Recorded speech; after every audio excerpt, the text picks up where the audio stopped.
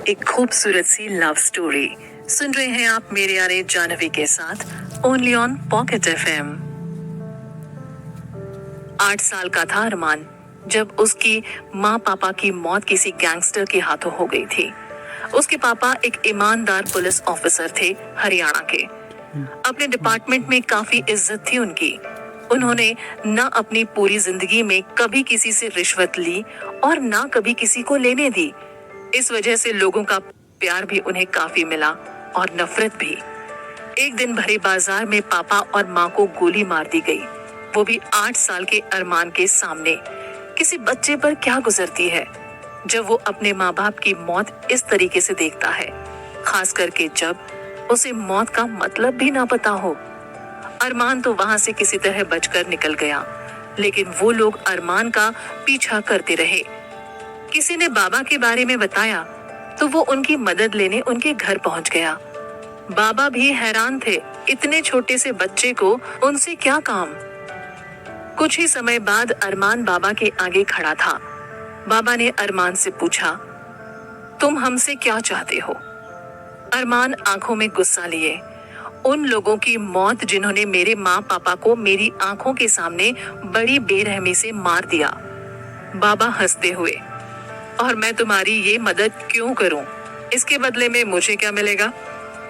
अरमान, जो आप कहेंगे वो मैं करूंगा, लेकिन पहले मैं उन लोगों को अपने हाथों से मारना चाहता हूं। बाबा, अपनी जान दे सकते हो मेरे लिए? अरमान, मैं आपके लिए अपनी जान भी दे सकता हूं और किसी की जान ले भी सकता हूं। यकीन ना हो तो आजमा कर देख लीजिए। बाबा ने उसकी तरफ एक गन उछाल दी और बोले, मुझ पर गोली चलाओ। ये देखकर वहां खड़े सारे लोग हैरान हो गए। आखिर बाबा को उस बच्चे में ऐसा क्या दिखा कि उन्होंने अपनी जान दांव पर लगा दी। तभी पीछे खड़े सुमित प्रताप वशिष्ठ, उनके बेटे ने बाबा के कंधे पर हाथ रखा और उनके कानों में आकर बोले, ये क्या पागलपन है बाबा? जिस बच्चे को इस वक्त खिलौनों से खेलना चाहिए, आपने उसके हाथ में गन थमा दी। बाबा शांति से, मैं जो भी करता हूँ उसके पीछे एक बहुत बड़ी वजह होती है। देखो, सुनो और समझो। अरमान ने गन हाथों में लेकर बाबा की तरफ निशाना लगाया और देखते ही देखते एक गोली की आवाज से खिड़की के पीछे लगा शीशा टूटकर बिखर गया। ये देखकर बाबा के चेहरे पर एक मुस्कान आ गई और वो बोले, मैंने तुम्हें मुझ पर गोली चलाने के लिए कहा था, खिड़की पर नहीं। मैं तो अभी भी जिंदा तुम्हारे सामने खड़ा हूँ, मुझको गोली नहीं लगी। अरमान गन को हाथ में लेता हुआ बाबा को देखकर बोला, आपने मुझे खुद पर गोली चलाने के लिए कहा था, ये नहीं बोला कि गोली चलाकर आपको मारना है, यह गोली आपको लगनी चाहिए। अरमान के इस जवाब से वहां मौजूद सब लोग हैरान हो गए। बाबा के चेहरे पर एक बहुत बड़ी मुस्कान आ गई, जैसे किसी जंग को जीतने के बाद एक राजा के चेहरे पर आ जाती है। बाबा उठकर अपनी जगह से खड़े हुए और अरमान के कंधे पर हाथ रखकर बोले, समझदार हो और निडर भी, मेरे लिए काम करोगे? अरमान, जी बाबा। तुम्हें तुम्हारे माँ बाप के कातिल तक पहुंचा दिया जाएगा, लेकिन कल, आज नहीं। अभी तुम जाकर कल की तैयारी में लग जाओ। कल का दिन तुम्हारे लिए बहुत बड़ा होने वाला है। कल के बाद तुम्हारी पूरी जिंदगी बदल जाएगी। बाबा ने अपने एक आदमी को इशारा किया और अरमान को उसके साथ जाने के लिए कहा। दूसरे दिन अरमान बाबा के सामने आया। बाबा उसे लेकर हरियाणा आ गए। बाबा के साथ उनके कुछ आदमी थे। बाबा अरमान के हाथ में एक गन रखकर बोले, तुम्हारा बदला आज पूरा हो जाएगा। कुछ ही देर में वो 2 आदमी तुम्हारे सामने होंगे जिन्होंने तुम्हारे माँ बाप को मारा था। जाओ, अपना बदला पूरा करो। ये कहकर बाबा ने गाड़ी का दरवाजा खोल दिया और साथ में अपने कुछ आदमी भी भेज दिए। अरमान आज उसी जगह खड़ा था जहां उसके माँ बाप को मारा गया था। कुछ ही देर बाद उसके सामने उन 2 आदमियों को लाया गया। वो दोनों आदमी अरमान के सामने अपनी जान के लिए गिड़गिड़ाए, लेकिन अरमान पर तो जैसे किसी बात का फर्क ही ना पड़ा हो। उसने अपनी गन निकाली और उन दोनों आदमियों के सीने में 3-3 गोलियां उतार दी, वो भी भरे बाजार में। पूरा बाजार ये तमाशा देखकर हैरान था कि 8 साल का बच्चा इन दोनों को कैसे मार सकता है। अरमान उन दोनों को वहीं मरता छोड़कर बाबा के पास गाड़ी में आकर बैठ गया। बाबा ने उसके कंधे पर हाथ रखा और बोले, तू शेर है अरमान, अभी बहुत कुछ करना है जिंदगी में और अब से सिर्फ तू मेरे लिए काम करेगा। अरमान, आप जो कहेंगे वही करूंगा। बाबा उसके कंधे पर हाथ रखकर बोले, डरोगे तो नहीं मरने और मारने से? अरमान अपने हाथ में पकड़ी गन को देखता हुआ बोला, जिसके पास कुछ खोने के लिए ही ना हो उसे डर किस बात का। बाबा ने उसके कंधों को थपथपाया और उसे लेकर दिल्ली आ गए। अब अरमान बाबा के हर काम में उनके साथ रहने लगा, कुछ महीने और कुछ साल। बाबा का विश्वास अरमान के लिए बढ़ता गया। अब उनका सबसे अच्छा आदमी था अरमान, उसे हर काम में सबसे आगे रखते थे। अरमान दिल्ली से बाहर बाबा के लिए किसी काम से गया हुआ था। तब उसे सुनने में आया कि बाबा के बेटे और दूसरी बहू की मौत हो गई है। सुमित प्रताप वशिष्ठ की मौत के बाद सारे काम का बोझ अरमान के कंधों पर आ गया, जिससे वो बिना डरे निभाता गया। आगे क्या होगा जानने के लिए सुनते रहिए जाह्नवी के साथ मेरी अधूरी सी मोहब्बत, सिर्फ पॉकेट एफएम पर।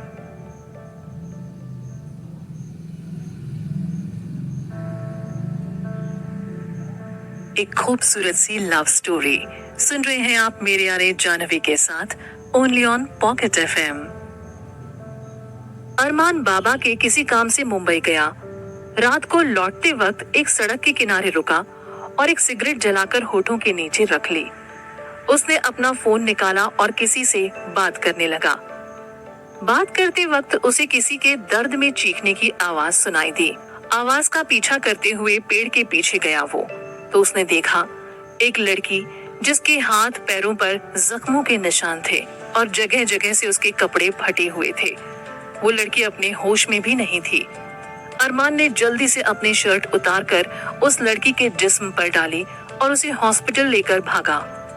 हॉस्पिटल पहुंचकर उसका ट्रीटमेंट करवाया तो पता चला कि लड़की के बॉडी में बेहोशी की दवा की क्वांटिटी बहुत ज्यादा थी।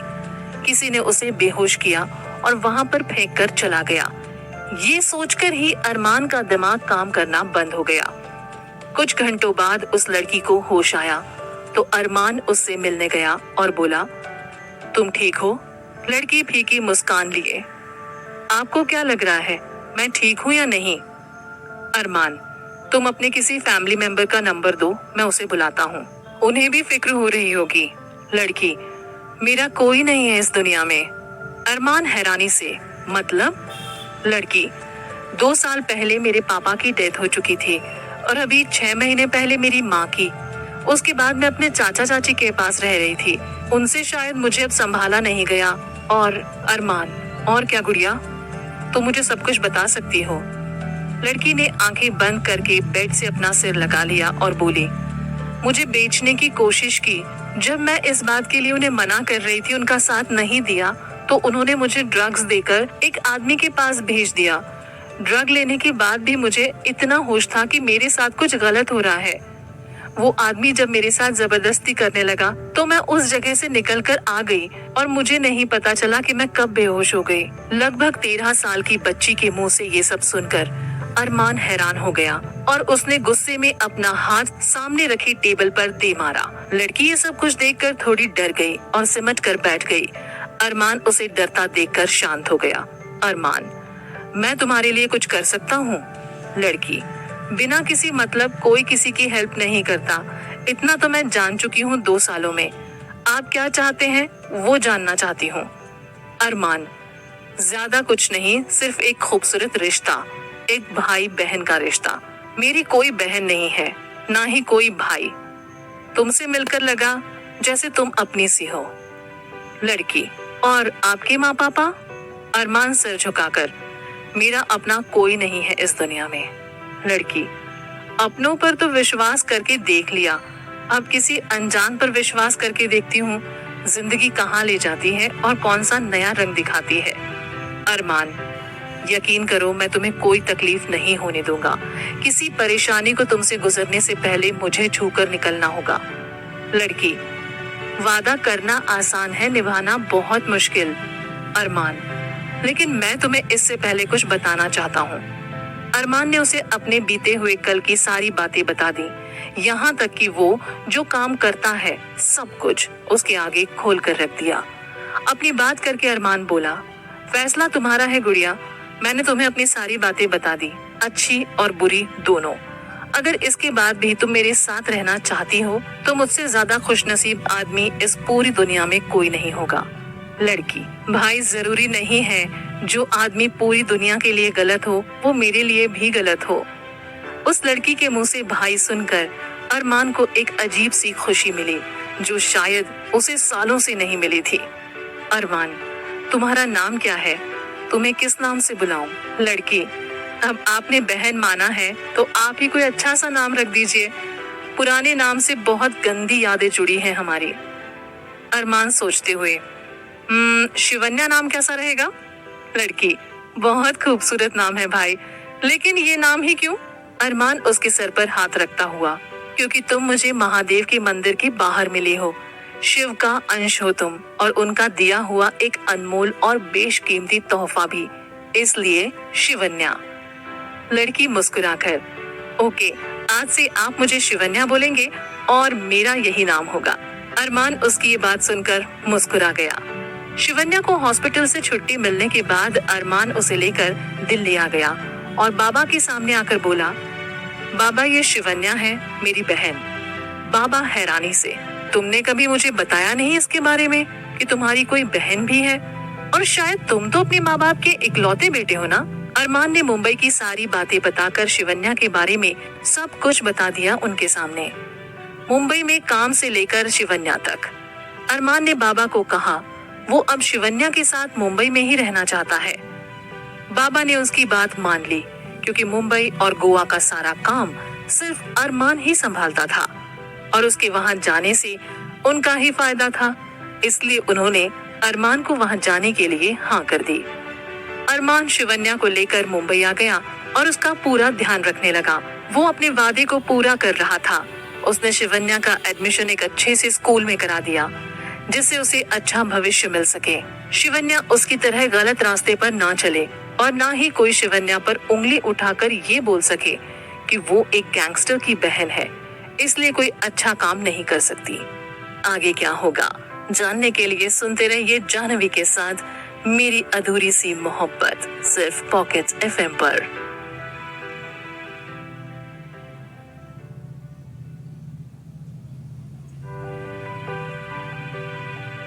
एक खूबसूरत सी लव स्टोरी सुन रहे हैं आप मेरे यारे जाह्नवी के साथ ओनली ऑन पॉकेट एफएम। धीरे धीरे शिवन्या और अरमान का प्यार बहुत गहरा होने लगा। अरमान जहां शिवन्या का ख्याल रखता वहां शिवन्या भी अरमान को एक बहन की तरह बहुत प्यार करने लगी। अरमान पूल साइड पर बैठा इन सब बातों के बारे में सोच रहा था। उसकी आंखों में आंसू आ गए। अगर शिवन्या उसकी जिंदगी में ना होती तो अब तक वो एक जानवर बन चुका होता, जैसा कि लोग उसे कहते हैं। अरमान का आधा शरीर पूल के पानी में था और आधा शरीर फर्श पर। आंखें बंद किए हुए वो सिगरेट के कश धुएं में उड़ा रहा था। सुबह हो चुकी थी, तभी उसे कुत्ते के भौंकने की आवाज आई और वो उठकर बाहर आया तो उसने देखा टाइगर और मैक्स वहां खड़े थे। ये दोनों कुत्ते अरमान के वफादार थे। अरमान इन दोनों से बहुत प्यार करता था। अरमान अपने घुटनों पर बैठा और टाइगर और मैक्स को अपनी तरफ आने का इशारा किया। टाइगर और मैक्स दोनों भागते हुए उसके पास आए और उसे चाटने लगे। अरमान खुशी से मुस्कुरा उठा। उन दोनों को गोदी में लेकर काफी देर बैठा रहा।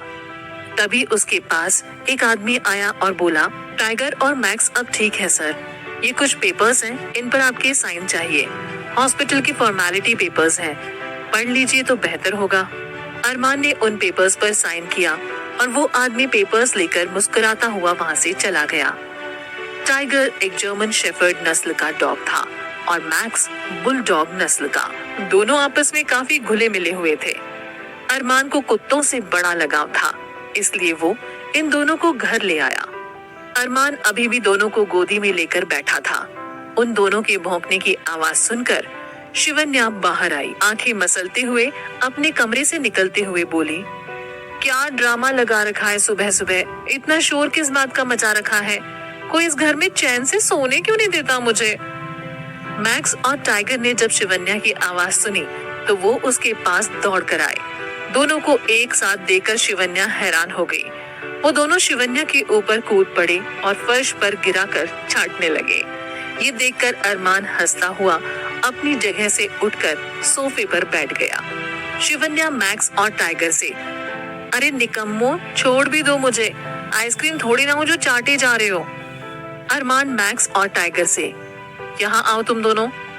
अरमान की आवाज सुनकर दोनों उसके पास दौड़ते हुए आकर उसकी गोद में अपने अपने लिए जगह बनाकर बैठ जाते हैं। शिवन्या ये देखकर चिढ़ते हुए, हाँ, अब इन दोनों को ही जगह मिलेगी आपकी गोदी में, मैं तो गई भाड़ में।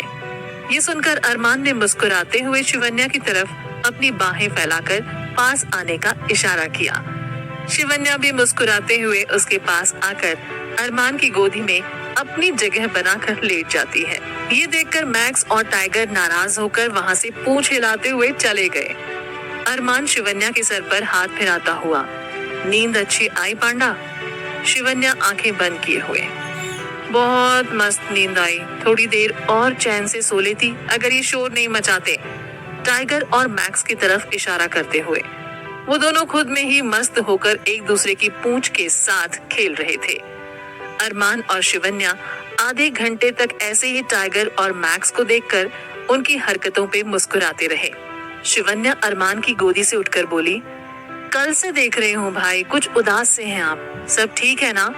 अरमान, हाँ सब ठीक है, बस थोड़ी सी काम की टेंशन है, ज्यादा कुछ नहीं। अरमान शिवन्या को उसके और अनाया के बारे में बताकर परेशान नहीं करना चाहता था, इसलिए उसने शिवन्या से झूठ बोल दिया। शिवन्या उठते हुए, मैं कॉलेज जाने के लिए तैयार हो जाती हूँ भाई। अरमान, मैं तुझे कॉलेज छोड़ता हुआ चला जाऊंगा। शिवन्या मुस्कुराकर, ओके भाई। अरमान शिवन्या को कॉलेज जाने के लिए तैयार होने के लिए बोलता है और वो खुद भी तैयार होने के लिए अपने कमरे में चला जाता है। 1 घंटे बाद अरमान शिवन्या को लेकर उसके कॉलेज के लिए निकल जाता है। शिवन्या अपने नोट्स में बिजी होती है, वहीं अरमान अनाया की सोच में। वो ड्राइव करते हुए सोचता है, काश मैं उसे एक बार देख लूं, उससे बात कर लूं तो दिल को राहत मिल जाए। दूसरी तरफ जब अनाया की नींद खुली तो उसने सामने लगी दीवार की घड़ी पर नजर डाली जो 8 बजने का इशारा कर रही थी। वो हड़बड़ाकर अपने बेड से उठकर नीचे आई तो उसने देखा अमित स्कूल के लिए तैयार बैठा ब्रेकफास्ट कर रहा था। अनाया उसके पास आकर बोली, तूने मुझे जगाया क्यों नहीं? अमित ब्रेड का एक बाइट लेते हुए, सॉरी दी, आपको जगाने आया था लेकिन आप मेरी आवाज से उठे ही नहीं। मुझे लगा आप काम की वजह से ज्यादा थक जाते हो, इसलिए आपको उठाना ठीक नहीं लगा। अनाया, अगर मैं पूरे दिन सोती ही रहती तो? अमित, नहीं दी, मैं आपको स्कूल जाने से पहले उठाकर जाता। अनाया, सॉरी भाई, आज तुझे बिना लंच के जाना पड़ेगा, टाइम बचा ही नहीं है, वरना फटाफट बना देती। अमित, आप टेंशन मत लो, मैंने अपना ब्रेकफास्ट खुद बना लिया और खा भी लिया। अनाया अमित की प्लेट पर नजर घुमाती है जहां उसे कुछ ब्रेड के स्लाइस रोस्ट किए हुए दिखे और उन पर बटर लगा हुआ था और साथ में एक दूध का ग्लास रखा हुआ था। अनाया, गुड बॉय, रुक मैं अभी आती हूँ। ये कहकर अनाया कमरे में जाकर कुछ ही सेकंड्स में वापस आ जाती है। वो अमित के हाथ में 500 का नोट रखते हुए बोली, लंच में कैंटीन से कुछ खा लेना और अपना ध्यान रखना, अब जल्दी जा नहीं तो लेट हो जाएगा तो मेरी तरह। अमित हमेशा की तरह उसके पैर छूकर निकल जाता है और अनाया तैयार होने के लिए अपने कमरे की तरफ भागती है। 1 घंटे बाद अनाया ऑफिस आकर अपना जरूरी सामान लेती है और अपूर्वा को जल्दी से गाड़ी में बिठाकर कॉलेज के लिए निकलती है। अनाया को इतनी जल्दबाजी में देख अपूर्वा उससे पूछती है, महारानी एलिजाबेथ, इतनी जल्दी किस लिए मचा रखी है तूने? थोड़ा धीरे ड्राइव कर, नहीं तो आज सीधे महादेव दिख जाएंगे। अनाया तेजी से गाड़ी के स्टीयरिंग घुमाते हुए, इंतजार करना और करवाना दोनों ही पसंद नहीं है मुझे। आगे क्या होगा इस लव स्टोरी में जानने के लिए सुनते रहिए मेरी अधूरी सी मोहब्बत, जानवी के साथ पॉकेट FM पर।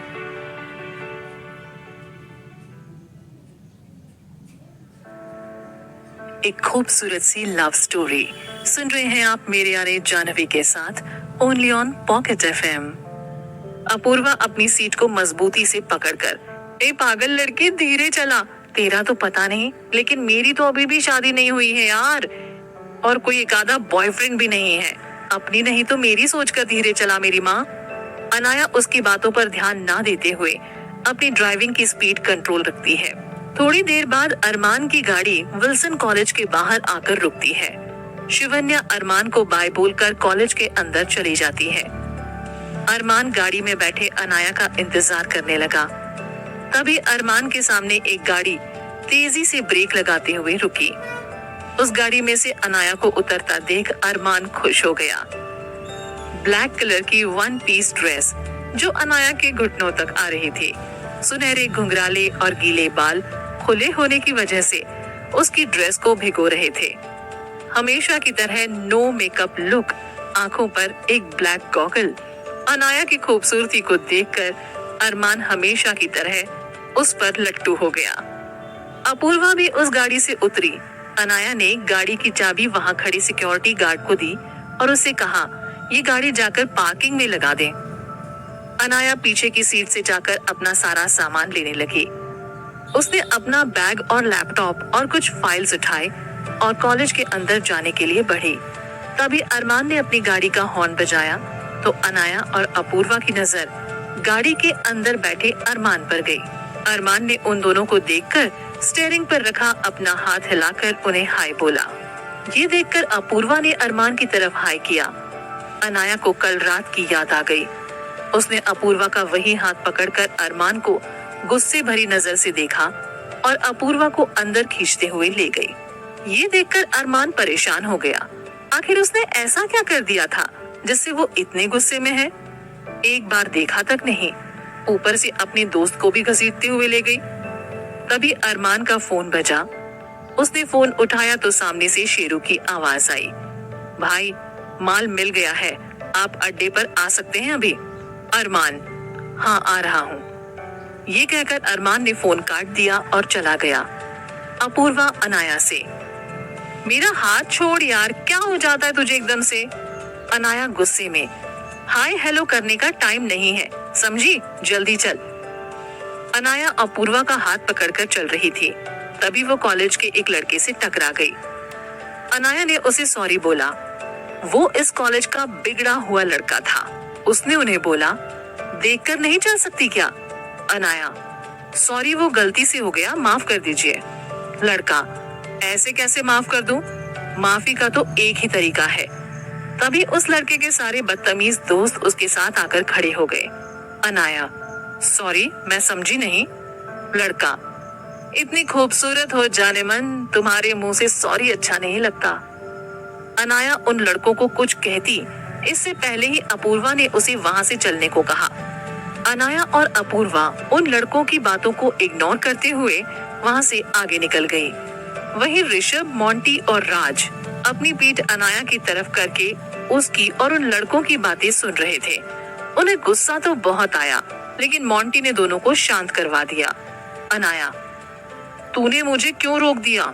अपूर्वा, लफंगे हैं यार, छोड़ना, मुंह नहीं लगा जाता ऐसे लोगों के। अनाया और अपूर्वा स्टेडियम जाकर अपने अपने कामों में लग गए। मिशा आज काफी दिनों बाद कॉलेज आई थी। उसे भी इवेंट में एक डांस परफॉर्मेंस करनी थी। उसके लिए प्रैक्टिस करनी भी जरूरी थी। वो सबसे पहले आकर ऋषभ से मिली। वो राज और मोंटी के साथ कॉरिडोर में बैठा बातें कर रहा था। मिशा उसके पास आई और बोली, ऋषभ, मुझे तुमसे कुछ बात करनी है। ऋषभ, सुन रहा हूँ।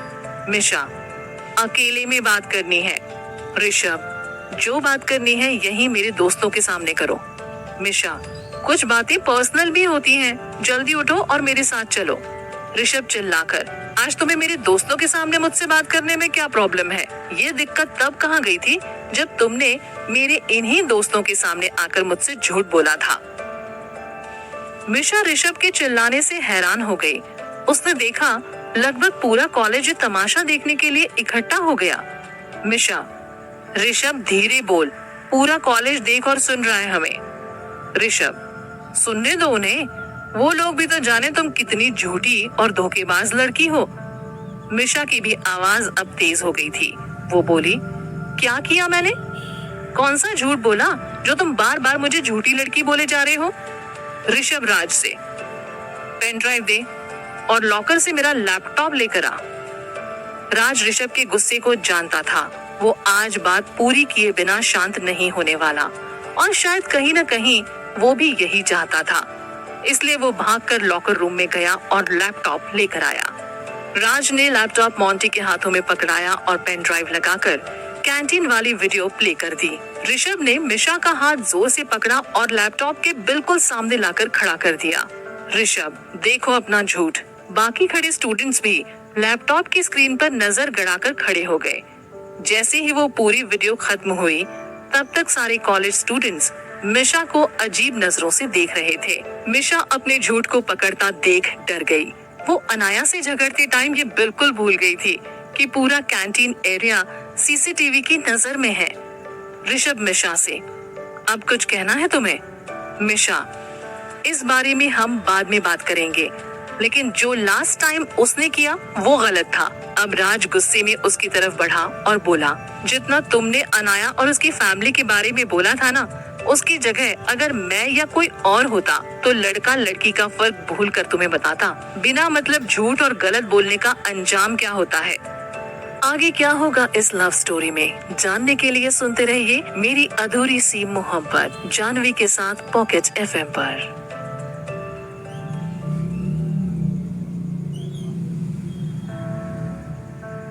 एक खूबसूरत सी लव स्टोरी सुन रहे हैं आप मेरे यानी जानवी के साथ only on pocket FM।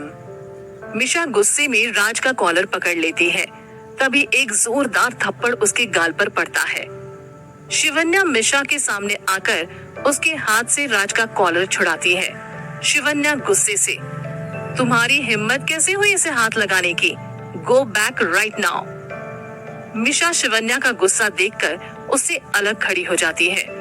Rishabh उनके पास आकर शांति से बोला, तुमने जो कुछ भी किया उसकी वजह नहीं पूछूंगा, क्योंकि धोखा देने की कोई वजह नहीं होती। लोग तो उसे अपने मतलब के लिए इस्तेमाल करते हैं।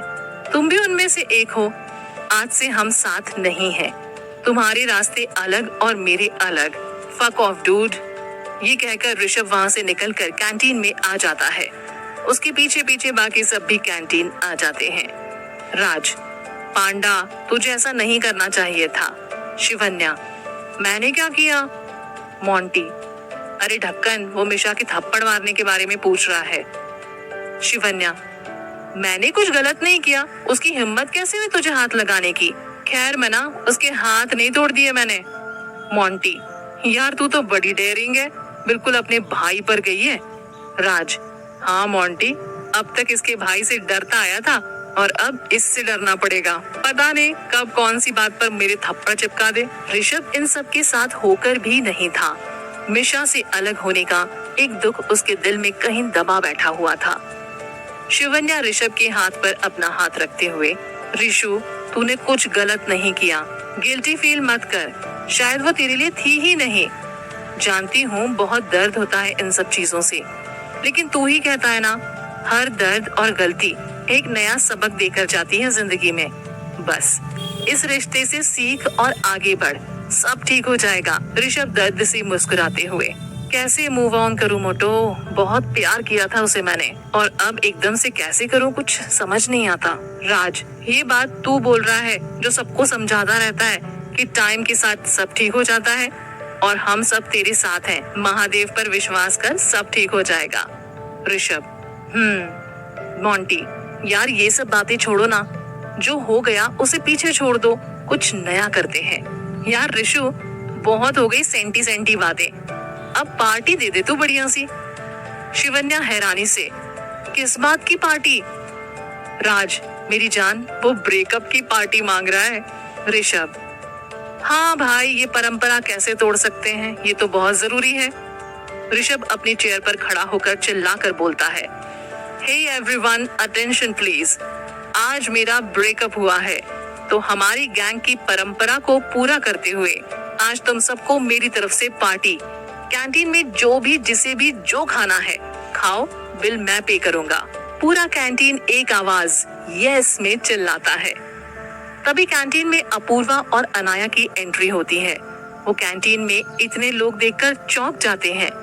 अपूर्वा हैरानी से, यहाँ कौन सी जंग लड़ी जा रही है यार?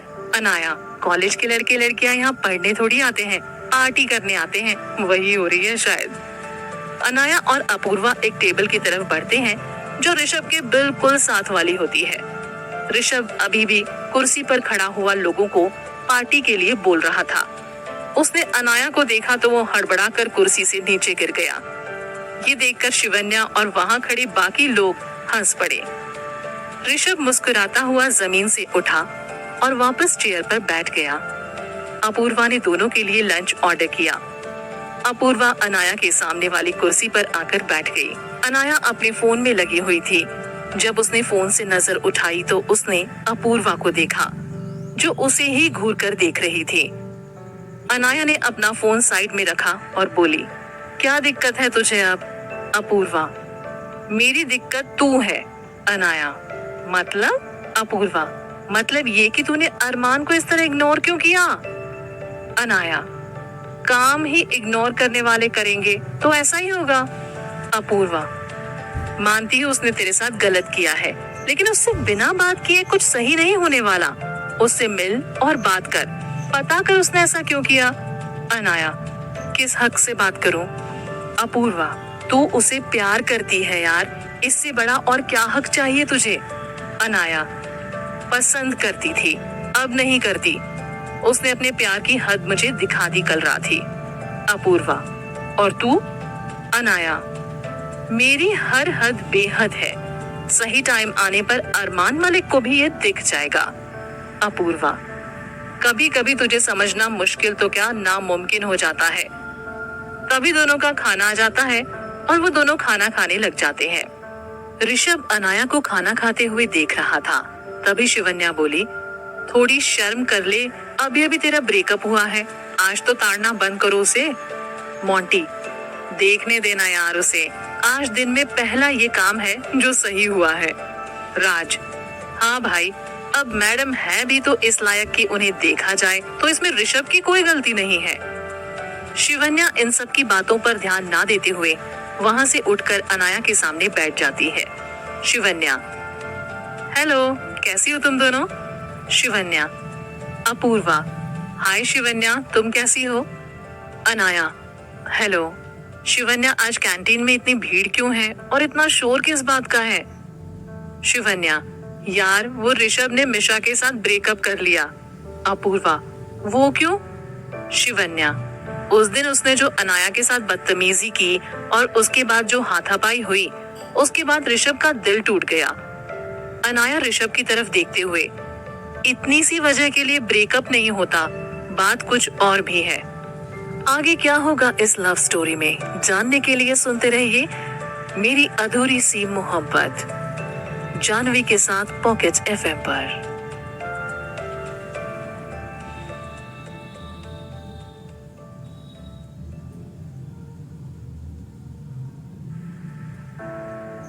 एक खूबसूरत सी लव स्टोरी सुन रहे हैं आप मेरे यारे जानवी के साथ ओनली ऑन पॉकेट एफएम।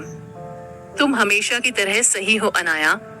वो क्या है ना, मिशा हमेशा ऋषभ से झूठ बोलती थी और ऋषभ के साथ रिलेशनशिप में होके भी और काफी लोगों के साथ रिश्ते में थी वो, लेकिन हर बार ऋषभ ने उसे माफ कर दिया। लेकिन पता नहीं इस बार उसे क्या हुआ, उसने उससे ब्रेकअप कर लिया और ये भीड़, ये शोर उसी की पार्टी के लिए है। अपूर्वा, तुम्हारे कहने का मतलब है ब्रेकअप पार्टी? शिवन्या, बिल्कुल सही। तभी उन तीनों के टेबल के पास से वो सुबह वाले बदतमीज लड़के गुजरे। उन्होंने अनाया के साथ वाली टेबल पर बैठकर अनाया को गंदे गंदे कमेंट करने शुरू कर दिए। ऋषभ, राज, मोंटी से देखा ना गया। ऋषभ ने उन लड़कों के पास जाकर उस लड़के की कॉलर पकड़ी और अपने हाथ का मुक्का बनाकर उसकी तरफ लेकर आया। तभी अनाया उसके और लड़के के बीच आ गई। ये देखकर ऋषभ ने अपना हाथ वहीं रोक लिया। अनाया अपने दोनों हाथ बांधकर ऋषभ के सामने खड़ी थी। तभी पूरा कॉलेज वहां ये ड्रामा देखने के लिए उन दोनों के आसपास खड़ा हो गया। ऋषभ की आंखें अनाया की आंखों में डूबी हुई थी। कुछ ऐसा ही हाल अनाया का भी था। अनाया ने एक हाथ से ऋषभ का हाथ पकड़ा और उसे नीचे करते हुए बोली, कुत्ता जब इंसान बनने की कोशिश करता है तो उसे घर में पनाह दी जाती है, और जब इंसान कुत्ता बनने की कोशिश करे तो उसे घर से निकाल दिया जाता है। ये कहकर अनाया पीछे मुड़ी और उस कमेंट करने वाले लड़के को एक जोरदार थप्पड़ जड़ दिया। ये देखकर वहां कॉलेज के सभी लोग हैरान हो गए।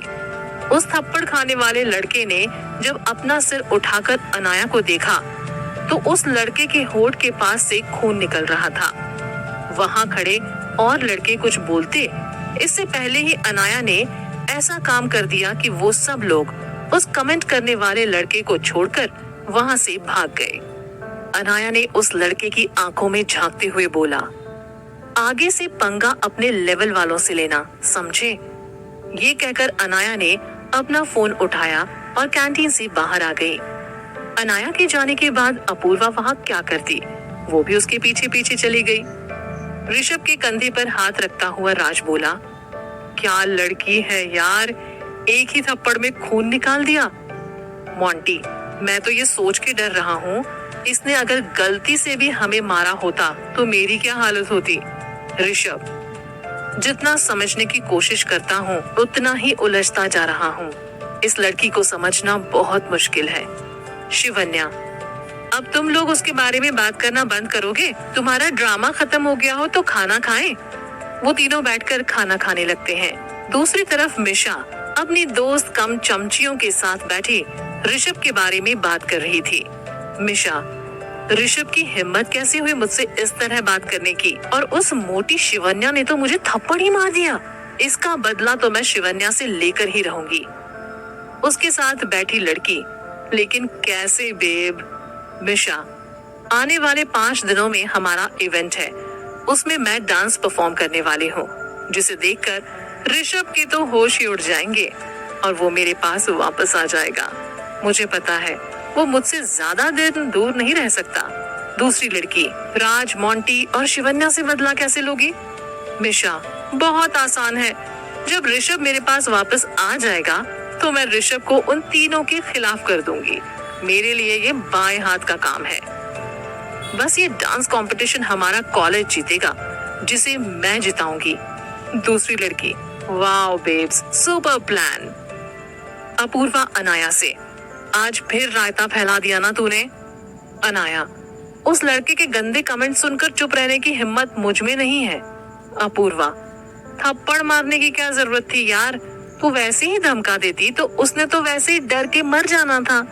अनाया, शुक्र कर मैं बीच में आ गई, नहीं तो वो डीन का बेटा पता नहीं क्या हाल करता उसका। अपूर्वा, हाँ यार, उसकी आंखें देखी थी तूने, गुस्से में वो उन लड़कों को आज पक्का मारता। एक बात और, जैसे ही तू उसके सामने आई वो कैसे शांत हो गया। अनाया, अपूर्वा, यार तेरी जिंदगी तो हाँ जी इसी में निकल जाएगी। अनाया लैपटॉप पर उंगलियां चलाते हुए। अनाया का फिर से वही जवाब सुनकर वो वहां से पैर पटकती हुई चली गई। तभी अनाया ने देखा पूरा आसमान काले बादलों से भर गया था। दिन के 3 बजे ही 6 बजे वाली फीलिंग आ रही थी। अनाया ने पूरे क्रू मेंबर्स को सामान के साथ अंदर जाने के लिए बोला और खुद उनकी हेल्प करने लगी। थोड़ी ही देर बीती होगी, तभी बिजली कड़कने के साथ बारिश शुरू हो गई। कॉलेज से छुट्टी तो हो चुकी थी, लेकिन इतनी बारिश में कोई घर कैसे जाए? सभी स्टूडेंट्स कॉरिडोर में खड़े बारिश रुकने का इंतजार करने लगे, जिसमें शिवन्या, मोंटी, राज और ऋषभ भी थे। अनाया स्टेडियम के मेन डोर के पास ही खड़ी होकर बारिश की बूंदों को अपने हाथ में लेकर महसूस करने लगी। बारिश अनाया को बहुत पसंद थी। अनाया का मूड एकदम से बदला और वो स्टेडियम से निकलकर बाहर खड़े होकर भीगने लगी। उसने अपने दोनों हाथ खोलकर चेहरा आसमान की तरफ किया। अनाया को इस तरह भीगता देख शिवन्या और अपूर्वा भी कूदते हुए वहां आ गए। शिवन्या और अपूर्वा किसी बच्चे की तरह बारिश में उछल कूद कर रही थी। उन्हें इस तरह मस्ती करता देख अनाया मुस्कुरा उठी। अनाया को इस तरह मुस्कुराता देख ऋषभ भी खुश होकर बारिश में भीगने लगा। उसके पीछे पीछे मोंटी और राज भी आ गए। लेकिन वो लोग इन तीनों से थोड़ी दूरी बनाकर खड़े हो गए। ये देखकर पूरे कॉलेज के लड़के लड़कियां कॉरिडोर से बाहर आकर भीगने लगे। लगभग 1 घंटे बाद बारिश बंद हुई तो सब लोग ठंड से कांप रहे थे। आगे क्या होगा इस लव स्टोरी में जानने के लिए सुनते रहिए मेरी अधूरी सी मोहब्बत जानवी के साथ पॉकेट एफएम पर।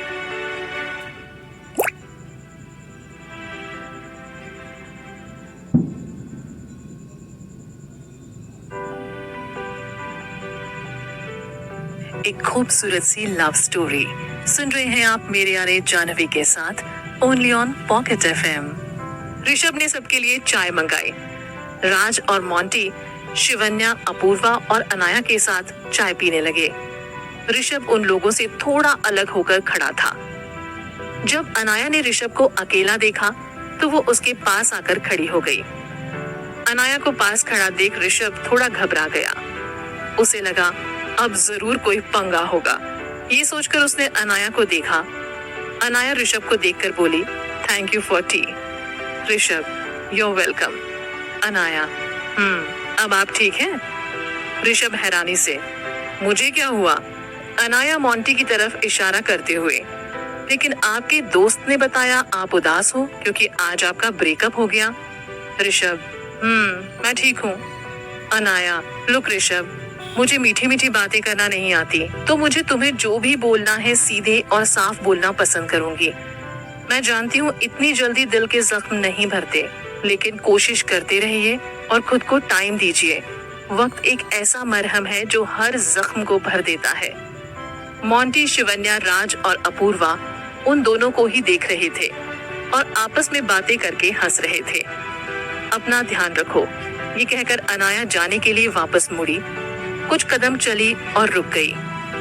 ऋषभ अब भी अनाया को देख रहा था। अनाया ऋषभ की तरफ मुड़कर बोली, कुछ जख्मों के कर्ज लफ्जों से अदा नहीं होते, लेकिन इस दुनिया के पास लफ्जों के सिवाय तुम्हें देने के लिए कुछ नहीं है। खुद के लिए हिम्मत करो और वापस खड़ी हो जाओ, पर इस बार अपने लिए। ये कहकर अनाया अपूर्वा के पास गई। शिवन्या ने अपने बैग से फोन निकाला जिस पर अरमान का फोन आ रहा था। शिवन्या फोन उठाकर, जी भाई, कहाँ है? कब से फोन कर रहा हूँ तुझे, एक भी नहीं उठाया। शिवन्या, सॉरी भाई। अरमान, कितने देर में आ रही है? तेरे कॉलेज के बाहर खड़ा हूँ।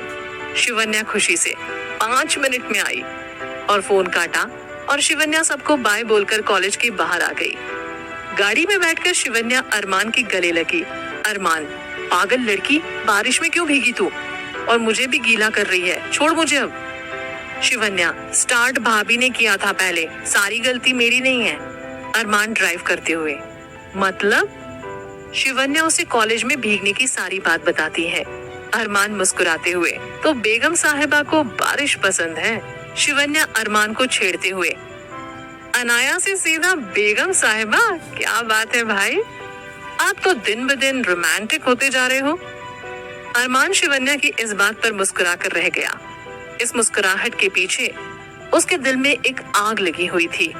वो अनाया को ही देखने के लिए आया था, लेकिन उसकी किस्मत अनाया वहां दिखी ही नहीं और शिवन्या के साथ होते हुए वो वहां रुक भी नहीं सकता था और ना ही शिवन्या को अपने दिल का हाल बता सकता था। अजीब से दौर से गुजर रही थी उसकी लाइफ। कुछ ही देर में अरमान घर आ गया। अनाया और अपूर्वा भी बारिश में बुरी तरह भीग चुके थे। दूसरी तरफ अनाया ने भी अपूर्वा को लेकर सीधे घर जाने का फैसला लिया। उसने अपूर्वा को पहले उसके घर छोड़ा और खुद अपने घर आ गई। अनाया ने घर आकर अपने डेली रूटीन का काम खत्म किया और अपने कमरे में आ गई। उसने अपना लैपटॉप निकाला और ऑफिस के काम में बिजी हो गई। सच तो ये था, वो ऑफिस के काम में बिजी होकर अरमान का ख्याल अपने मन में नहीं लाना चाहती थी। दूसरी तरफ अरमान का भी कुछ यही हाल था। वो अनाया की नाराजगी और गुस्से की वजह अभी तक नहीं जान पाया था। इस तरह दोनों की नाराजगी में कुछ दिन बीते। अब तो रोज अरमान शिवन्या को छोड़ने के बहाने कॉलेज जाने लगा, लेकिन उसे अनाया कभी नहीं दिखी। अनाया भी अपने काम में बिजी रहकर अरमान के धोखे को भूलने की कोशिश करती रही। आखिर वो भी दिन आ गया जब कॉलेज में इवेंट की तैयारी जोर शोर से चल रही थी। शाम को इवेंट शुरू होने वाला था। और अनाया इवेंट के काम में काफी बिजी थी, इतनी बिजी कि वो किसी से बात तक नहीं कर रही थी। जैसे जैसे शाम हुई वैसे ही पूरा कॉलेज और स्टेडियम जगमगा उठा। लाइट्स से लेकर फूलों तक सब कुछ बहुत खूबसूरत था। आज सारे स्टूडेंट्स बहुत सज धज कर कॉलेज आए थे। शाम के 6 बजते ही सारे गेस्ट आना शुरू हो गए और उनके साथ पूरा स्टेडियम स्टूडेंट से भर गया। अनाया और अपूर्वा अपने क्रू मेंबर्स के साथ स्टेज के पीछे का सारा काम संभाल रहे थे। अनाया ने अमित को भी फोन करके अपने पास बुला लिया था, क्योंकि आज उसे काफी देर होने वाली थी। यहाँ क्रू मेंबर्स ने सारे गेस्ट और स्टूडेंट्स का जोर शोर से स्वागत किया। यहाँ कॉलेज के डीन से लेकर चपरासी तक सब मौजूद थे। आज के इवेंट में जहाँ मिशा का डांस परफॉर्मेंस था, वहीं ऋषभ को कॉलेज के लिए गाना गाना था। ये एक कंपटीशन भी था उन लोगों का दूसरे कॉलेज के साथ, तो उन्हें अपना बेस्ट देना था और वो दोनों ही इसके लिए तैयार थे। मिशा और ऋषभ दोनों ही अपनी तैयारियों में लगे हुए थे। मिशा डांस प्रैक्टिस में लगी हुई थी और ऋषभ अपनी परफॉर्मेंस को प्रिपेयर करने में। दूसरे कॉलेजेस ने भी अपना टैलेंट सबके सामने रखा, जो डांस और सिंगिंग था। इस बीच अरमान और शिवन्या कॉलेज आ गए।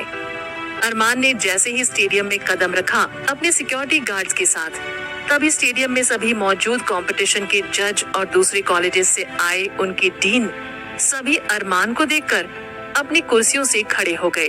अरमान उन सब से हाथ मिलाता है और उन्हें बैठने का इशारा करता है। वो लोग अरमान को अपने बीच में बैठने के लिए कहते हैं।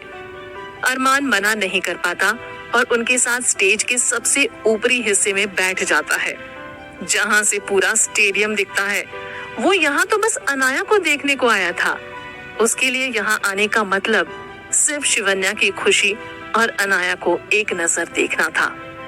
आगे क्या होगा इस लव स्टोरी में, जानने के लिए सुनते रहिए मेरी अधूरी सी मोहब्बत जानवी के साथ पॉकेट एफएम पर।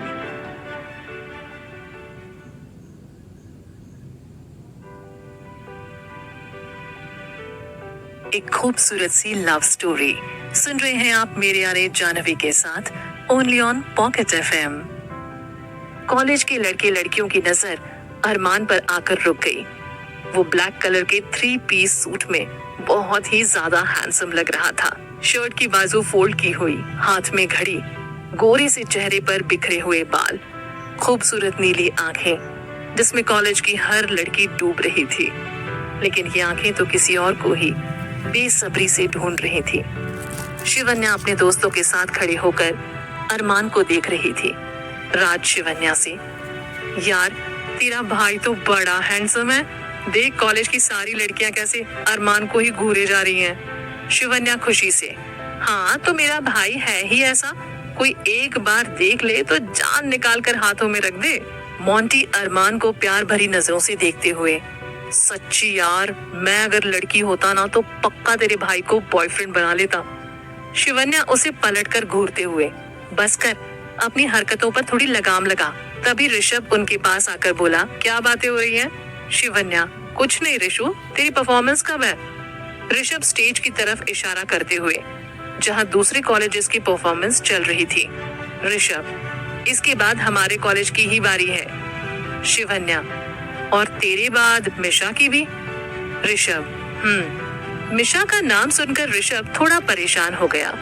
राज बात संभालते हुए, सुन ऋषभ, तुझे हमारे कॉलेज को जिताना ही होगा, समझा? ऋषभ, मैं अपना बेस्ट दूंगा, बस तू देखता जा। तभी स्टेज पर विल्सन कॉलेज के साथ ऋषभ का नाम अनाउंस होता है। सब उसे ऑल द बेस्ट बोलते हैं। वो सबको थैंक यू बोलता हुआ अपना गिटार लेकर स्टेज के बीचों बीच आकर एक चेयर पर बैठ गया, जहां एक माइक भी लगा हुआ था। पीछे उसके म्यूजिशियन दोस्त भी बैठे होते हैं। अनाया स्टेज पर ऋषभ का नाम अनाउंस होते ही अपूर्वा के साथ ऋषभ को देखने के लिए स्टेज के उस हिस्से में खड़ी थी, जहां से ऋषभ और अरमान दोनों उसे देख सकते थे। ऋषभ ने अपना गिटार संभाला और माइक को अपने होठों के बिल्कुल पास ले गया। स्टेज और स्टेडियम के लोगों की नजर ऋषभ पर थी। ऋषभ ने एक लंबी सांस ली। जैसे ही वो गाना गाने के लिए आंखें बंद करने वाला था, तभी उसे अपने सामने भीड़ से अलग खड़ी अनाया दिखाई दी। अनाया ने ऋषभ को थम्स अप करके ऑल द बेस्ट कहा। ऋषभ ये देखकर मुस्कुराया। अरमान की नजर ऋषभ पर पड़ी। अरमान ने ऋषभ की नजर पर अपनी नजर डाली, जहां अनाया खड़ी हुई ऋषभ को देख रही थी। अरमान ये देखकर थोड़ा हैरान हो गया। ऋषभ का अनाया को यूं देखकर मुस्कुराना उसे खल सा गया। वहीं ऋषभ ने अपनी आंखें बंद की और एक लंबी सांस लेकर अनाया के मुस्कुराते चेहरे को अपने अंदर महसूस करके गिटार बजाते हुए गाना शुरू किया। अभी अभी भूले भी न थे तुम्हें, ख्याल बन गए फिर तुम आ गए। एहसास जो थे दिल में कई अनसुने लफ्जों पर फिर यूं आ गए। सांसों की सरजमी पर बरसात ला गए, एक झपकी में तेरे साथ 100 ख्वाब आ गए। बेपनाह प्यार है तुमसे, बेपनाह बेपनाह प्यार है तुमसे। मानता हूँ खुदा तुझी को, तू ही तो रहबर मेरा। अब इस खाली समय में भी तू साथ मेरे खड़ा। तू है नहीं यहाँ अब ना यकीन हुआ, कैसे करूँ मैं खुद से ये बयां। बिखरा हूँ हर जगह मैं रेत की तरह, ना मेरे दर्द की है दवा। सांसों की सरजमी पर बरसात ला गए, एक झपकी में तेरे साथ 100 ख्वाब आ गए। बेपनाह बेपनाह प्यार है तुमसे, बेपनाह बेपनाह प्यार है तुमसे। टूट के बिखरा पड़ा हूँ, सांस लेना भी है सजा। जीने में अब क्या रखा है, मर रहा 100 दफा। कैसी है साजिश, रूठी है रंजिशें, लेती है करवटें जिंदगी। अब किस मोड़ पर आकर रुका हूँ मैं, ना राह ना पता। सांसों की सरजमी पर बरसात ला गए, एक झपकी में तेरे साथ 100 ख्वाब आ गए। बेपनाह प्यार है तुमसे, बेपनाह बेपनाह प्यार है तुमसे। इस गाने के खत्म होने के साथ ही पूरा स्टेडियम तालियों के शोर से गूंज उठा। अनाया वहां से काफी पहले जा चुकी थी। जब ऋषभ का गाना शुरू हुआ तब अनाया के पास क्रू का एक मेंबर आया और उसके कान में कुछ ऐसा कह गया जिसे सुनकर अनाया परेशान हो गई। वो भागती हुई वहां से अपूर्वा को लेकर निकल गई। अनाया की नजर अरमान पर नहीं गई थी, वहीं अरमान की नजर स्टेज के पास खड़ी अनाया पर ही थी। उसका दिमाग ऋषभ के गाने पर था, लेकिन दिल और नजर अनाया पर। क्रू मेंबर्स के इस तरह कान में कुछ कहने पर अनाया का इस तरह घबराते हुए वहां से चले जाना, इस बात को लेकर अरमान भी काफी परेशान हो गया। अनाया भागते हुए स्टेज के पीछे गई तो वहां उसने मिशा को देखा, जो अपना पैर पकड़े बैठे हुई थी। वहां काफी भीड़ लगी हुई थी। अनाया अपने क्रू मेंबर से, क्या हो रहा है यहाँ, किस बात की भीड़ लगा रखी है तुम लोगों ने यहाँ पर? Crew member, Anaya ma'am next performance 1 घंटे बाद होने वाली है और मिशा मैम के पैर में मोच आ गई। ये सुनकर अनाया घबरा गई और वो मिशा के पास बैठकर उसका पैर देखने लगी। मिशा इस वक्त दर्द में बहुत सारा रो रही थी। उसका पैर मोच की वजह से काफी ज्यादा सूज गया था। तभी वहाँ कॉलेज के डीन मिस्टर राम मल्होत्रा आए और मिशा से बोले, मिशा ये क्या कर दिया तुमने अपने साथ? तुमसे कहा था ना प्रैक्टिस कम करो, कैसे लगी तुम्हें? मिशा रोते हुए, सर मेरी कोई गलती नहीं है, मैं तो बस परफॉर्मेंस की तैयारी कर रही थी। पता नहीं मेरा पैर कैसे मुड़ गया और अब इसमें बहुत ज्यादा दर्द हो रहा है। आगे क्या होगा इस लव स्टोरी में जानने के लिए सुनते रहिए मेरी अधूरी सी मोहब्बत जानवी के साथ पॉकेट एफएम पर।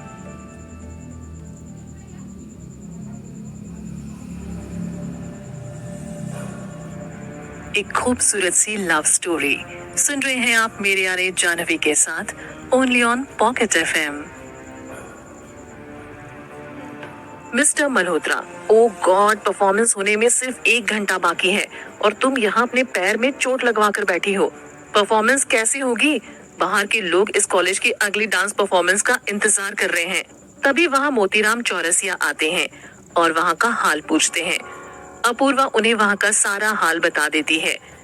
इसके साथ ही मोतीराम चौरसिया काफी परेशान हो जाते हैं। डीन, चौरसिया साहब, अब आप ही कुछ कर सकते हैं। आप किसी डांसर को जानते हैं जो आज परफॉर्मेंस कर ले हमारे कॉलेज के लिए? क्योंकि जीतना उतना जरूरी नहीं है जितना मुझे अपने कॉलेज की इज्जत की फिक्र है। प्लीज आप कुछ कीजिए। अनाया कॉल करके डॉक्टर को बुलाती है और कुछ देर में कॉलेज के डॉक्टर आकर मिशा को देखकर बोलते हैं, ये अब तकरीबन 1 महीने तक कोई डांस परफॉर्मेंस नहीं कर सकती। इनके पैर में बहुत गहरी चोट लगी है। ये सुनकर मिशा जोर जोर से रोने लग जाती है। मोतीराम डीन से, सर इतना अर्जेंट कोई डांसर नहीं आएगी, अब हम इसमें कुछ नहीं कर सकते, गलती तो आपके कॉलेज की है। डीन मोतीराम के सामने गिड़गिड़ाते हुए, सर प्लीज कुछ कीजिए, ये हमारे कॉलेज की इज्जत का सवाल है। अपूर्वा, सॉरी सर, मैं आपको बीच में डिस्टर्ब कर रही हूँ, लेकिन मैं आपको एक आइडिया देना चाहती हूँ जिससे शायद आपकी ये प्रॉब्लम सॉल्व हो जाए। वहाँ खड़े सब लोग अपूर्वा को हैरानी से देखने लगते हैं कि आखिर उसके दिमाग में कौन सा प्लान आया है। डीन, बताइए मैम क्या प्लान है, क्योंकि इस वक्त हमारे पास और कोई प्लान नहीं है। अपूर्वा अपने दोनों हाथों को अपने कमर पर रखते हुए, सर डांस परफॉर्मेंस तो अनाया भी कर सकती है, इसने मुझे बताया था, ये अपने स्कूल में हमेशा फर्स्ट प्राइज लेकर आती थी डांसिंग और सिंगिंग में। अनाया जो इस वक्त सबकी बातें चुपचाप खड़ी सुन रही थी, अपूर्वा की इस बात को सुनकर उसका गुस्सा 7वें आसमान पर चढ़ गया। उसका मन तो किया वो इसी वक्त उसका मुंह तोड़ दे, लेकिन इस जगह पर इस तरह सबके सामने उसका अपूर्वा पर गुस्सा करना सही नहीं है, इसलिए वो शांत हो गई और बोली, सर प्लीज मुझसे कुछ उम्मीद मत कीजिएगा, आपके कॉलेज के इस इवेंट में साथ देना हमारा काम था, इस इवेंट को ऑर्गेनाइज कराना, ना कि आके स्टेज पर परफॉर्म करना, तो प्लीज मुझे माफ कर दीजिए। डीन अनाया के सामने हाथ जोड़ता हुआ, प्लीज मिस शर्मा, मैं आपके आगे हाथ जोड़ता हूँ, प्लीज मुझे इस मुसीबत से बचा लीजिए, मैं आपका एहसान मरते दम तक नहीं भूलूंगा। इस कॉलेज की पूरे इंडिया में बहुत इज्जत है और अब इसकी सब आपके हाथों में है, प्लीज हमें और हमारी इज्जत को बचा लीजिए। मोतीराम, अगर तुम इस इवेंट में परफॉर्म करके किसी की इज्जत बचा सकती हो तो प्लीज मैं भी तुम्हारे सामने हाथ जोड़ता हूँ, ये कर दो बेटा, मेरे लिए ही सही। अनाया, आप दोनों समझ क्यों नहीं रहे हैं, मैं बहुत छोटी थी जब मैंने डांस परफॉर्म किया था, सालों से डांस नहीं किया मैंने, तो अब इस तरह पूरी मुंबई के सामने कैसे कर सकती हूँ। अपूर्वा, तू कर सकती है अनाया, हमें तुझ पर पूरा भरोसा है, याद है ना तुझे कुछ दिन पहले वाली बात, तूने कितना अच्छा गाना गाया था, तब भी तो यही कहा था कि 13 सालों बाद गाया है, उसके बावजूद तेरी आवाज इतनी मीठी थी कि पूरे कॉलेज के स्टूडेंट्स तेरे दीवाने हो गए थे। अनाया गुस्से से, अपूर्वा आप चुप रहने का क्या लेंगी। डीन, बेटा जैसा तुम कहोगे हम वैसा ही करेंगे, लेकिन प्लीज अगर आज तुमने हमारी इज्जत बचा ली तो मैं मरते दम तक तुम्हारा एहसान नहीं भूलूंगा।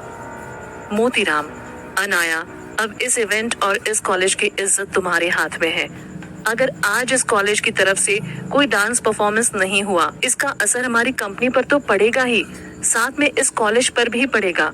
हम दोनों की इज्जत अब तुम्हारे हाथ में है, इससे ज्यादा मैं तुम्हें कुछ नहीं कह सकता। डीन अनाया के पैरों में गिर जाता है और उसके पैर पकड़ लेता है। अनाया ये सब देखकर परेशान हो जाती है, उसके पास अब और कोई चारा ही नहीं था डांस परफॉर्मेंस करने के अलावा। उसने कुछ सोचा, अनाया, प्लीज सर आप ये सब मत कीजिए, मैं तैयार हूँ परफॉर्म करने के लिए। सर लेकिन मेरी कुछ शर्तें हैं। डीन, मुझे आपकी हर शर्त मंजूर है। अनाया, तो फिर ठीक है, मैं डांस परफॉर्मेंस करूंगी लेकिन अपने हिसाब से, हर चीज मेरे हिसाब से होगी, गाना, music, costume, background, dancer, everything. Dean, हमें मंजूर है जो भी आपको चाहिए, आप प्लीज हमें बता दीजिए, हम वो सब अरेंज करवा देंगे।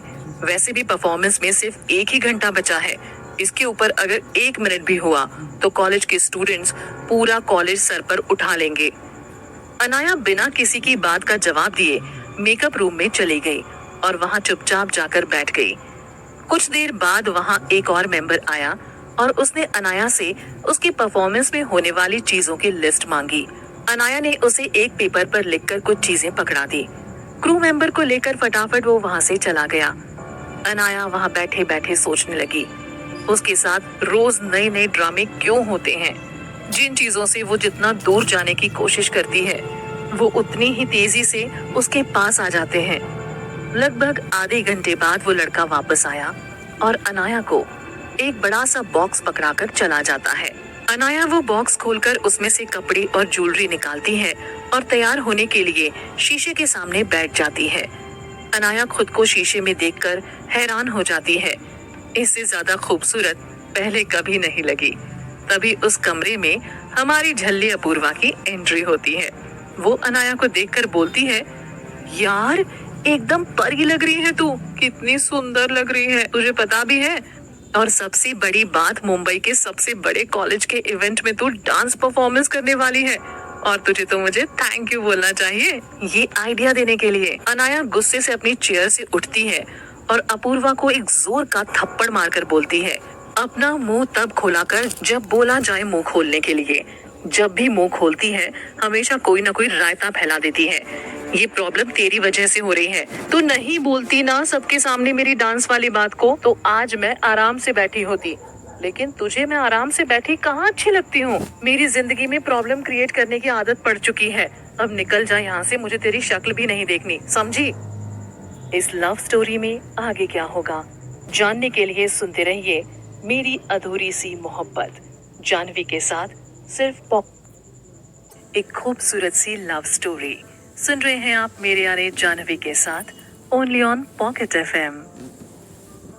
अपूर्वा थप्पड़ खाकर अपना गाल सहलाते हुए बोली, सॉरी यार, मुझे माफ कर दे। मुझे पता है तूने सिर्फ गुस्से में थप्पड़ मारा है, लेकिन मैं जानती हूँ तू मुझसे बहुत प्यार करती है।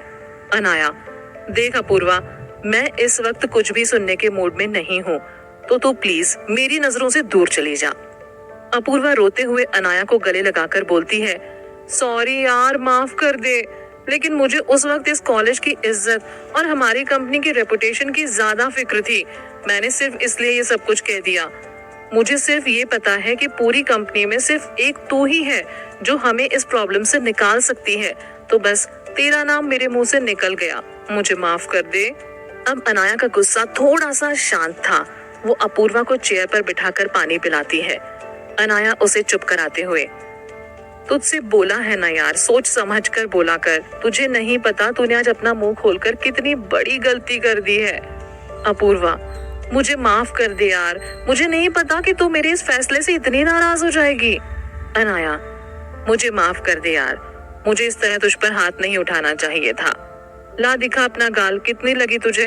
अपूर्वा हंसते हुए, तेरा थप्पड़ तो सीधे दिल पर जाकर लगता है, गाल पर तो निशान भी नहीं रहता। अनाया मुस्कुराते हुए, अब तू मुझे बिल्कुल ठीक लग रही है, चल फिर मेरे बाल बांधकर मुझे तैयार कर दे। अपूर्वा अनाया को तैयार करने लग जाती है और थोड़ी ही देर में अनाया बिल्कुल तैयार हो जाती है। अपूर्वा अपनी आंखों में से काजल निकालकर अनाया के कान के पीछे लगाती हुई बोली, कितनी प्यारी लग रही है तू, बिल्कुल राधा, भगवान न करे तुझे किसी की नजर लगे। अनाया, किसी और का तो पता नहीं, लेकिन सबसे पहली नजर मुझे तेरी ही लगेगी, तू जिस तरीके से मुझे देख रही है। अपूर्वा, मेरी नजर बहुत अच्छी है, समझी?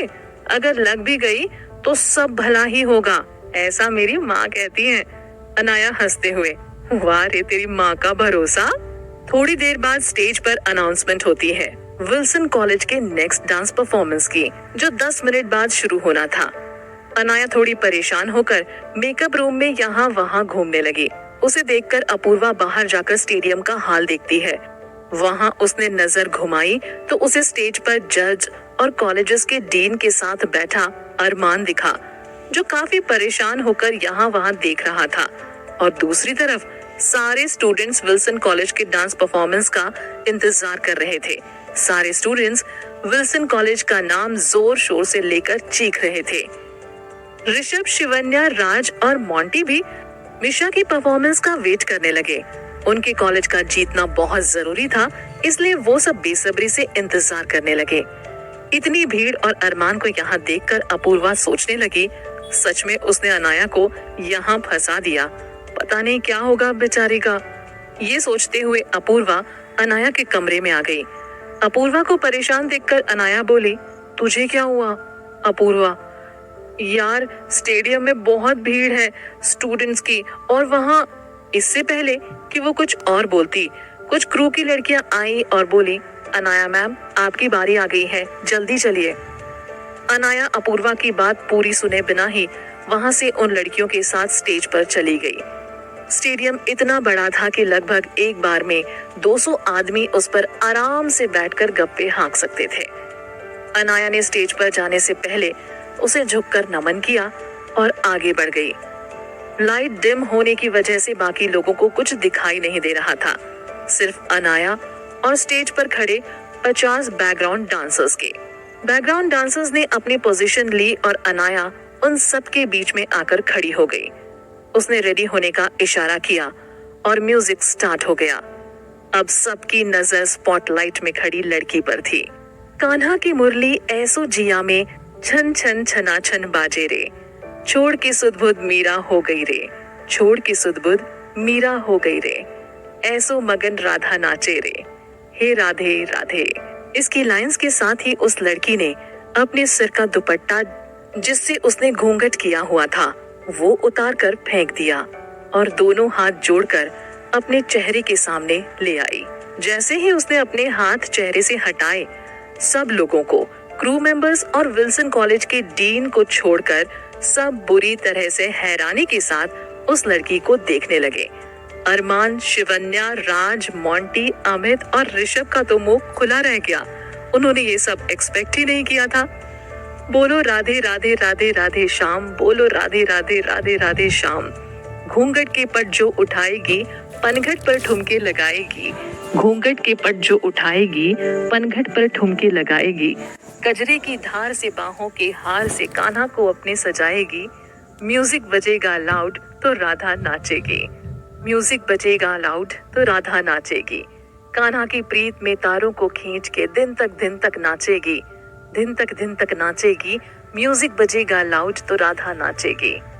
राधे राधे राधे राधे, बोलो राधे राधे। और गाना खत्म होने के साथ अनाया ने लाल रंग से भरी एक प्लेट उठाई और गोल गोल घूमती हुई पूरे स्टेज पर रंग बिखेर दिया। उस प्लेट का रंग उड़कर अरमान की शर्ट पर भी जा गिरा। पूरा स्टेडियम राधे राधे बोलकर शोर मचा रहा था। अनाया ने सबको हाथ जोड़कर नमस्कार किया और स्टेज के पीछे चली गई। अभी भी उसके कानों में पूरे स्टेडियम के चीखने की आवाज आ रही थी। सब जोर जोर से वंस मोर चिल्ला रहे थे। अनाया ने अपने दोनों हाथों को कानों पर रख लिया और कमरे को लॉक करके बैठ गई। उसकी आंखों से आंसू आ रहे थे। वो बार बार उन्हें साफ करती और वो तो जैसे ढीठ थे।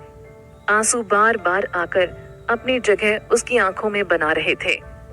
पूरे स्टेडियम को बड़ी मुश्किल से चुप करवाया गया। फिर सभी जजेस ने आपस में कुछ बातें की और अपना रिजल्ट अनाउंस किया। विल्सन कॉलेज जीत चुका था। कॉलेज के स्टूडेंट्स ने खुशी से चिल्लाना शुरू कर दिया। ये आवाज अनाया के कानों में भी पहुंची। उसे तो जैसे कोई फर्क ही नहीं पड़ा हो। आगे क्या होगा इस लव स्टोरी में जानने के लिए सुनते रहिए मेरी अधूरी सी मोहब्बत, जानवी के साथ पॉकेट FM पर।